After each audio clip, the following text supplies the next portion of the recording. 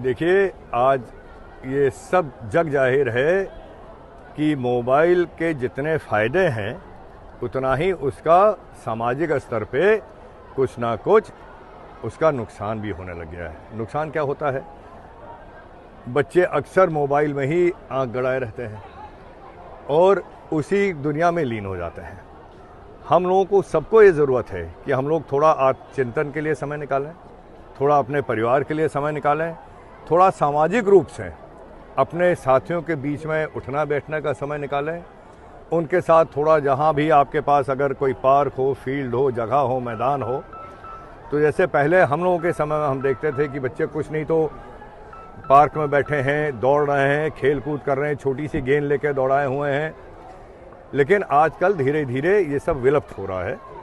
तो इसमें रुचि बढ़ाने के लिए अपने मोबाइल से कुछ समय निकालना अब हमारे समाज के हर व्यक्ति को, केवल बच्चों की बात नहीं कर रहे, हम तो हर आयु के लोगों की बात कर रहे हैं, निकालना बहुत जरूरी है। जी, जिस तरीके से टैरिफ विवाद चल रहा है भारत अमेरिका के बीच में, कैसे देखते हैं इसको? जिस तरीके से अमेरिका बार बार सबसे ज़्यादा हरियाणा भी से प्रभावित है, आर्डर काफ़ी रुके हुए हैं, आपका बयान भी आया है कल टैरिफ की वजह से। दुनिया में परिस्थितियां हमेशा बदला करती हैं, आज भी बदल रही हैं और कुछ सालों में बहुत तेज़ी से बदल रही हैं।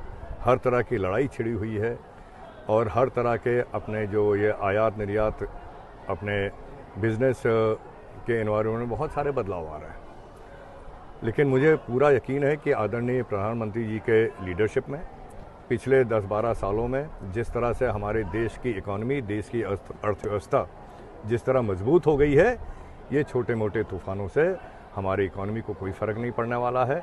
मुझे पूरा विश्वास है अपने इस देश की सरकार पे कि हमारे देश के नागरिकों पे कोई नुकसान नहीं आने देंगे।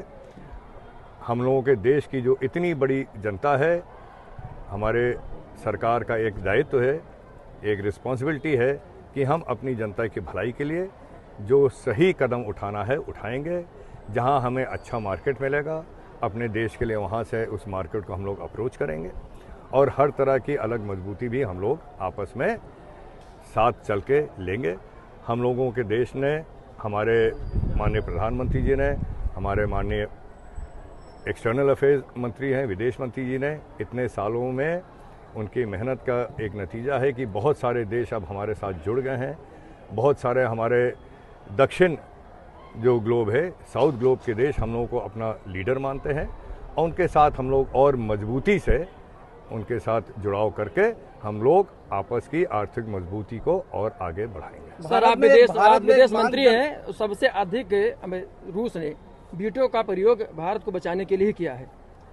संयुक्त राष्ट्र संघ की स्थापना से लेकर के रसिया ने हमेशा भारत के साथ खड़ा रहने का काम किया है। 2014 में परिस्थिति बदली, भारत के प्रधानमंत्री ने अमेरिका को साधने की कोशिश की, नतीजा क्या मिला? भारत की जनता जानना चाहती है कि रसिया को छोड़ के अमेरिका को क्यों साधा गया? हमको नतीजा मिला टैरिफ के रूप में। देखिए, आज आप टैरिफ की बात कर रहे हैं, लेकिन बात यहीं से नहीं शुरू होती है।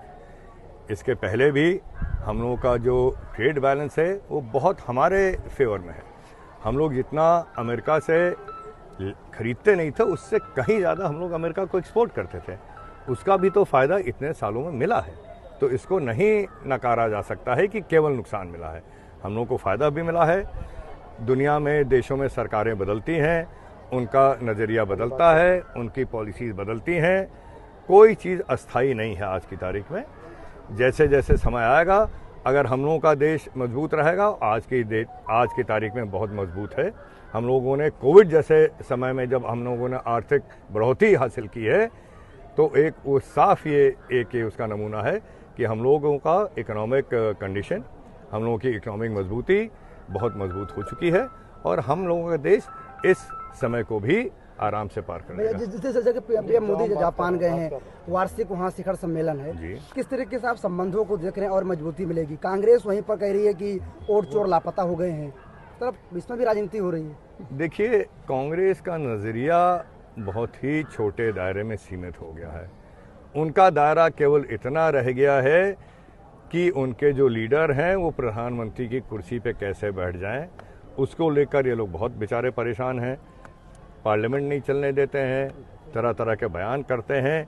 इनको ये नहीं दिखाई दे रहा है कि उनके निजी राजनीतिक स्वार्थ को लेकर जो कदम बढ़ा रहे हैं, जो वो कह रहे हैं, उससे देश का इमेज गिर रही है, देश को दुनिया में नीचा दिखाने की कोशिश कर रहा है। ये बहुत ही गलत बात है। कितना संबंध मजबूत होगा भारत और जापान का इस वार्षिक शिखर सम्मेलन? आप ये देखिएगा, अभी जापान ने कितने बिलियन नहीं ट्रिलियन येन का उन्होंने अभी निवेश करने का उन्होंने ऐलान किया है।